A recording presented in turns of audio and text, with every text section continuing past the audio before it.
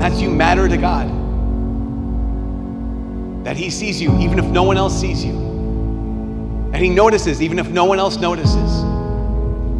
That he loves you even if no one else seems to love you. And he notices right here. And he notices right now. So if any of us are ever going to let him actually love us, I can't be looking and being somewhere else, doing something else. Because God is right here. God is right now. He loves you. In this moment, this place.